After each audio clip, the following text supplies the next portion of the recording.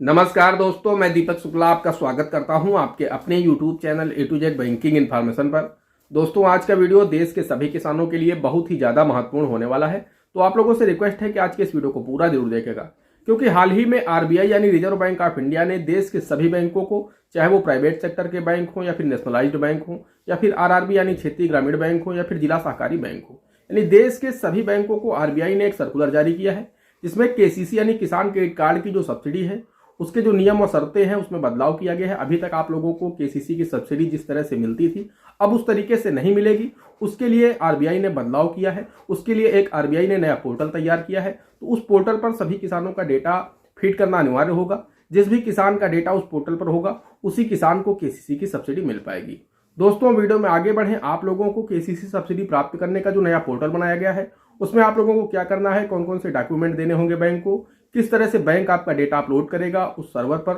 उस पोर्टल पर, उसकी पूरी जानकारी विस्तार से दें। उससे पहले आप सभी लोगों से मेरी एक ही रिक्वेस्ट है, अगर अभी तक आपने हमारे इस channel A to Z banking information को सब्सक्राइब नहीं किया है तो प्लीज़ सब्सक्राइब कर लीजिएगा, साथ ही साथ बेल आइकन अवश्य प्रेस कर लीजिएगा, ताकि जैसे इस तरह का हम कोई भी वीडियो अपलोड करें तो उसका नोटिफिकेशन आपको सबसे पहले मिले। चलिए शुरू करते हैं। दोस्तों, आप सभी को पता है कि KCC यानी किसान क्रेडिट कार्ड पर आपको रुपए 3 लाख तक के लोन पर 3% की सब्सिडी सरकार के द्वारा दी जाती है। यानी तब आपको KCC का लोन रुपए 3 लाख तक 4% ब्याज की दर पर सालाना उपलब्ध हो जाता है। लेकिन उसमें यह शर्त है कि अगर आपने बैंक से पैसा लिया है KCC से और उसे समय से यानी 1 वर्ष के अंदर बैंक को ब्याज समेत पूरा वापस कर देते हैं, तब आपको सरकार की तरफ से 3% की सब्सिडी मिल जाती है, जो कि आपके KCC खाते में ही मार्च के महीने में ट्रांसफर हो जाती है। तो दोस्तों, ये सब्सिडी का जो तरीका है वो RBI ने चेंज कर दिया है। अभी तक क्या होता था कि मान लीजिए कोई एक किसान है जिसकी 2 जगह पर जमीन है, तो एक जमीन पर उसने किसी दूसरे बैंक से KCC बनवा लिया और एक जमीन पर किसी दूसरे बैंक से बनवा लिया, और दोनों की ही लिमिट जो है वो मान लीजिए 3-3 लाख रुपए की है, और उससे वो रुपए 3 लाख इस बैंक से, मान लीजिए एक खाता उनका स्टेट बैंक ऑफ इंडिया में है, दूसरा खाता पंजाब नेशनल बैंक में है, तो वो 3 लाख रुपए पंजाब नेशनल बैंक वाली KCC से निकालते हैं और 3 लाख रुपए स्टेट बैंक वाली KCC से निकालते हैं। तो दोस्तों, अभी तक चूंकि वो 3-3 लाख रुपए के अंदर ही निकालते थे, तो इसलिए उन्हें 3% का सबवेंशन यानी सब्सिडी दोनों खातों में मिल जाता था अगर वो समय से बैंक को पैसा वापस करते थे। लेकिन दोस्तों, अब यहाँ पर RBI यानी रिजर्व बैंक ऑफ इंडिया ने इसका जो सबवेंशन का जो तरीका था उसमें बदलाव किया है। अब किसान को इस तरीके से सबवेंशन नहीं मिलेगा। उसके लिए हाल ही में RBI ने एक सर्कुलर जारी किया है और सभी बैंकों के लिए जारी किया है। इसके लिए RBI ने कहा है कि अब सभी बैंकों को ISS नाम का एक पोर्टल है, इस पर जा करके आपको वो जो भी किसान आपके यहाँ से KCC बनवाए हुए हैं, चाहे वो आपने पशुपालन के लिए पशु किसान क्रेडिट कार्ड बनवाया हो, क्योंकि आप सबको पता है कि पशुपालन की KCC पर भी आपको 3% की सब्सिडी मिलती है। वहीं अगर आपने भेड़ बकरी पालन या फिर आपने मछली पालन आदि किसी काम के लिए KCC लोन ले रखा है, या फिर आपने फसल ऋण के लिए KCC लोन ले रखा है, तो अगर इन किसी भी कार्य के लिए आपने KCC यानी किसान क्रेडिट कार्ड का लोन ले रखा है और आप बैंक को पैसा समय से वापस करते हैं, तब आपको 3% की सब्सिडी मिलती है। लेकिन अभी तक आपको सामान्यतः ऐसे ही आसानी से मिल जाती थी अगर आपने पैसा समय से बैंक को वापस किया। लेकिन अब क्या RBI ने किया है कि एक पोर्टल तैयार किया है। अब आपको सब्सिडी DBT के माध्यम से दी जाएगी। सरकार ने कहा है कि सभी किसानों का, जिनके भी किसान क्रेडिट कार्ड बने हुए हैं, उनका डेटा इस पोर्टल पर फीड करना होगा। अब दोस्तों, सभी बैंकों को यह कार्य दिया गया है, तो सभी बैंक इस काम में लगे हुए हैं। हर एक किसान की फाइल निकाल करके उनके क्या खसरा नंबर है, क्या खाता नंबर है खतौनी का, कितनी उनकी जमीन है टोटल यानी कुल रकबा लिखना है, उसमें वो कितने खेत में गेहूं बोते हैं, कितने खेत में धान बोते हैं, कितने खेत में गन्ना बोते हैं, कितने खेत में आलू बोते हैं, कितने खेत में सब्जियां बोते हैं, वो सभी डिटेल्स आपको उसमें लिखनी होंगी। जो भी डिटेल्स आपके खसरे में लिखी होंगी वो सभी डिटेल्स उस पोर्टल पर डालनी होंगी। उसके साथ ही किसान का नेम एज पर आधार उस पोर्टल पर डालना होगा, उनके पिताजी का नेम एज पर आधार पोर्टल पर डालना होगा, और सबसे जो जरूरी काम है वो है आपका आधार नंबर। आपका आधार नंबर भी जो पोर्टल बनाया गया है उसमें फीड करना होगा, यानी आपका आधार नंबर भी डाला जाएगा।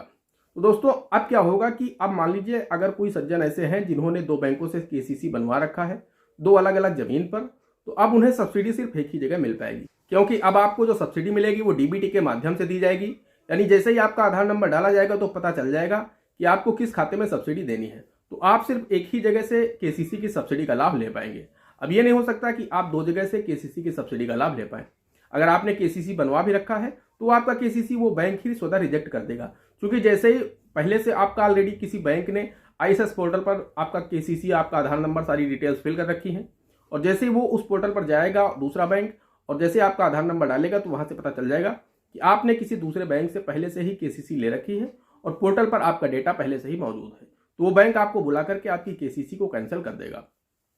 तो दोस्तों यहाँ पर सरकार ने बड़ा कदम उठाया है कि अब यहाँ पर डीबीटी के माध्यम से किसानों को केसीसी की जो सब्सिडी है वो मिल पाएगी। अब यहाँ पर किसी भी किसान को फर्जी तरीके से या फिर दो जगह से केसीसी की सब्सिडी का लाभ नहीं मिल पाएगा। अगर कोई किसान है जिन्होंने केसीसी लोन ले रखा है तो वो अपना, अगर उनका आधार बैंक में नहीं है तो जाकर के बैंक को अपना आधार उपलब्ध करा दें। क्योंकि मान लीजिए बहुत सारे ऐसे भी किसान हैं, बैंकों में देखा जा रहा है कि बहुत सारे किसान ऐसे हैं जिन्होंने अपने आधार में करेक्शन करवा लिया है। जब उन्होंने केसीसी बनवाया था तो उनका नाम कुछ दूसरा था, पिताजी का नेम कुछ चेंज था, उन्होंने बाद में अपने आधार में करेक्शन कराया है, तो बैंक तो वही नाम डालेंगे जो आपके आधार कार्ड, आपने जो आधार कार्ड की फोटोकॉपी बैंक में दे रखी है, और आपने उसके बाद में अपने नेम में कुछ करेक्शन कराया है तो आपको सब्सिडी का लाभ नहीं मिल पाएगा। तो इसलिए दोस्तों मैं आप लोगों को बताना चाहता हूं, आपके पास जो भी अपडेटेड आधार हो वो आप बैंक में दे दीजिए। आपने जो भी लेटेस्ट में अपडेट कराया हो, आपने अगर नेम में कुछ भी करेक्शन कराया है अपने नेम या फिर पिताजी के नाम में, पता में कराया है, डीओबी में कराया है, तो उससे कोई मतलब नहीं है, आपको सब्सिडी का लाभ मिलेगा। लेकिन अगर आपने नेम अपने आधार में करेक्शन कराया है, चाहे वो पिताजी का नाम कराया हो या फिर अपना नाम कराया हो, अगर ऐसा आपने करेक्शन कराया है तो आपका जो भी अपडेटेड आधार हो वो आप बैंक में दे दीजिए, तभी आपको केसीसी की सब्सिडी का लाभ मिल पाएगा। क्योंकि वहां पर आपका नेम भी एज पर आधार ही मांगा गया है, आपके पिताजी का नेम भी एज पर आधार मांगा गया है। तो बैंक के पास जो पहले से आधार आपकी फाइल में उपलब्ध है, बैंक ने उसी से देख करके आपके उस पोर्टल पर आपका डेटा फीड कर दिया है, और सब्सिडी आपको डीबीटी के माध्यम से मिलनी है। तो जब तक डेटा इस पर आधार नहीं होगा तब तक डीबीटी फेल हो जाएगा।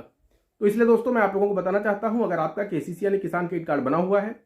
और आप केसीसी की सब्सिडी का लाभ प्राप्त करना चाहते हैं तो दोस्तों आप अपना अपडेटेड आधार बैंक को जरूर उपलब्ध करा दें। अगर आपने कुछ भी करेक्शन कराया है, अगर आपने कोई भी करेक्शन नहीं कराया है तो फिर कोई ज़रूरत नहीं है, बैंक के पास आपका आधार कार्ड पहले से ही उपलब्ध है, और उस पोर्टल पर जैसे ही आपकी सभी डिटेल्स बैंक फिल कर देंगी तो जब आपको सब्सिडी मिलनी होगी डीबीटी के माध्यम से आपके केसीसी खाते में सब्सिडी आ जाएगी। दोस्तों आशा करते हैं आपको जानकारी पसंद आई होगी। अगर जानकारी पसंद आई हो तो प्लीज़ वीडियो को एक लाइक कर दीजिए। साथ ही साथ चैनल पर नए हैं, चैनल पर पहली बार आए हैं तो चैनल को सब्सक्राइब जरूर कर दीजिएगा। दोस्तों आज के वीडियो में इतना ही, मिलते हैं अगले वीडियो में किसी अगले इंटरेस्टिंग टॉपिक के साथ। तब तक के लिए जय हिंद, जय भारत।